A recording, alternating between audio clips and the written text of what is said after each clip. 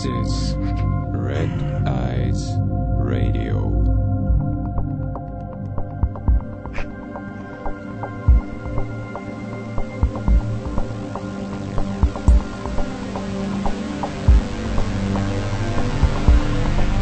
You are listening to Red Eyes Radio, and my name is Henrik Palmgren.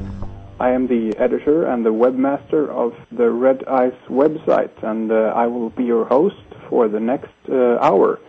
And I'm broadcasting live from the west coast of Sweden, and I want to thank everyone tuning in to bbsradio.com today.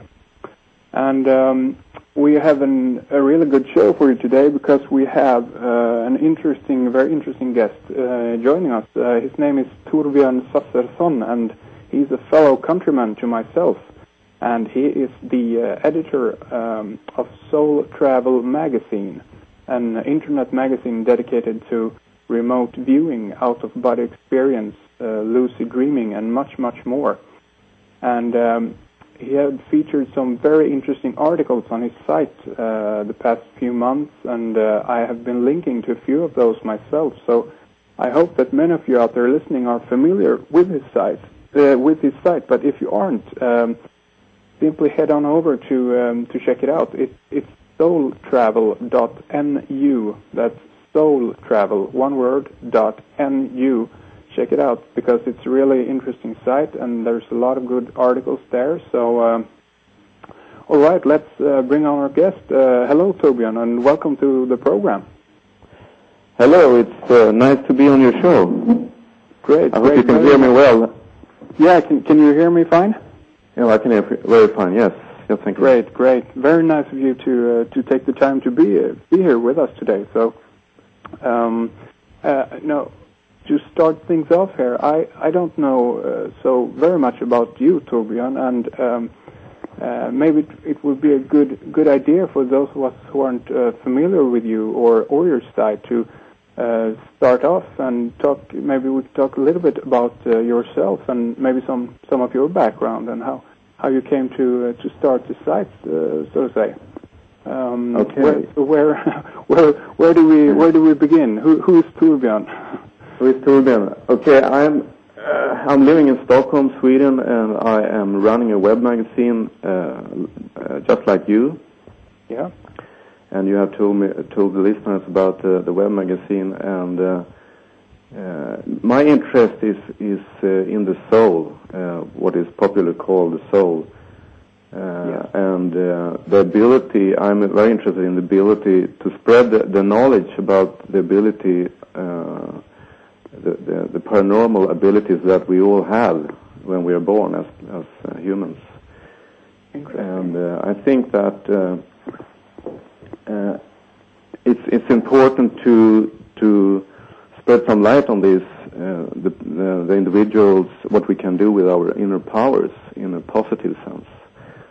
So my background, if you go to my background, I have a bachelor degree, or I think it's called a bachelor degree in English, in natural science, and but I've been working most of my last 10 years in the media sector. So I'm quite acquainted with doing websites and working with communications. Ah, interesting. And so it was an easy thing for me to start this web magazine, Soul Travel Magazine, because I was already producing websites for companies and so on. So I don't know what you want to know about me more than that. I've been practicing. It's on my website if you want to read about it. But I've been practicing like yoga and meditations since I was a teenager, and I guess that was the reason behind that I started to have these experiences myself, like out-of-body experiences and so on. So it came naturally to me to also do something to communicate about these experiences, my experiences and other people's experiences. All right, and how long have you been running the site now? The site has been running, or the web magazine has been running since December 2003. All right. And so it's and the knowledge about the site has spread pretty well in both in Sweden and abroad. And it's a little bit overwhelming because, you have an expectancy on you to deliver good articles and so on, and I try to do that. Yeah, you certainly have, I think, because, as I said in the intro there, a lot of interesting articles, I think you have produced and compiled, and you're doing a great job over there, so... thank you. Yeah, sure. I was thinking that we should focus a little bit more today on the aspect of remote viewing, because I know that you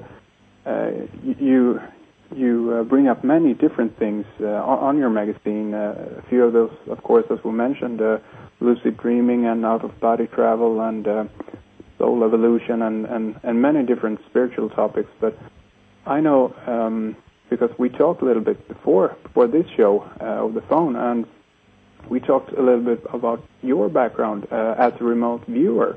And I thought that was really interesting to know that you are practicing remote view yourself, so to speak. So maybe you could talk a little bit about that. Yeah, it's a good thought. The thing is that I'm disciplined in science to some degree at least. I find it difficult to believe in something that I haven't experienced myself. So even though there are skeptics that they think that I tend to believe in anything, but that's not true. I always test things out before I speak about them or write about them. So in my case, I started to have spontaneous out-of-body experiences in 2000. And I became, of course, very interested in this subject, and I started to read books about it. And I also bought some, CD training exercises from the Monroe Institute in the United States, and I realized pretty fast that I could actually induce these experiences by myself with the help of a training program. So, but I can tell you maybe about my first out-of-body experience. It was quite profound to me. I was sitting at work. I was working on a web firm. It was called Jefferson Communications, and I was sitting in a meeting room, and I had I was sort of passive in this meeting. I was a listener. I was not actively taking part in the discussions. Okay. So suddenly I felt this very strong energy in my heart area, and I thought that, what the hell is that? And I leaned back a little, and I let this experience totally take over. And so that happened then. And in the next moment, I closed my eyes, and in the next moment, I had been transported like 2 or 3 kilometers away, and I was suddenly hanging under the ceiling in a room. And there I could see on the bed in that room, I could see my ex-girlfriend. She was lying down, sleeping on her right side with the sun in her face. Oh. And in that state, you act a little bit differently from when you're in the physical. So you're very, very much emotionally driven. So when I was hanging there in the air, I thought I would like to show her that I like her very much. Yeah. So I leaned down and I kissed her on the forehead. And then in the next moment, I was suddenly back in the meeting room, and the meeting was continuing. And I thought to myself, what was that? Amazing. So I was away like 5 or 6 seconds, I believe, and then I went back to my working place, and I was just sitting there, and then my ex-girlfriend called me up, and she was shaken, and she told me on the phone that I was just lying down in my bed, resting, and then suddenly you appeared under the ceiling, and then you leaned down and kissed me on the forehead. There you go. So, there you go. So what do? She confirmed my experience 100% before I told her anything about it. I mean, she called me and she told me about the experience that I just had myself. So it's interesting to also to notice here that when somebody is having an out-of-body experience, one can be other people can see you as a ghost. Did she describe, like, in what form you were? Did she say anything about your, were you translucent, or did she tell you anything about that? Well, she said that I was looking. I had a grayish shape, and I was, I guess, semi-transparent or something. But she could anyway see that it was me hanging there in the air. Yeah, so it was no. It was definitely me hanging there. Yeah. I mean, she called me, and so I wasn't as clear as you are in the physical life. No. Okay. I think that's very uncommon. Maybe that happens too. I don't know. But I know some mediums in Sweden that had the same type of experience, where they had scared other people, and they thought they were ghosts, and then they were actually having outer bodies. Oh, really? Interesting. And this experience, this was after you had began reading and doing a few practicing this yourself, or was no, this was before. This was before I started to practice. So this kick-started my practice not in remote viewing though, but in out-of-body travel, and I use the Monroe Institute CDs to do that.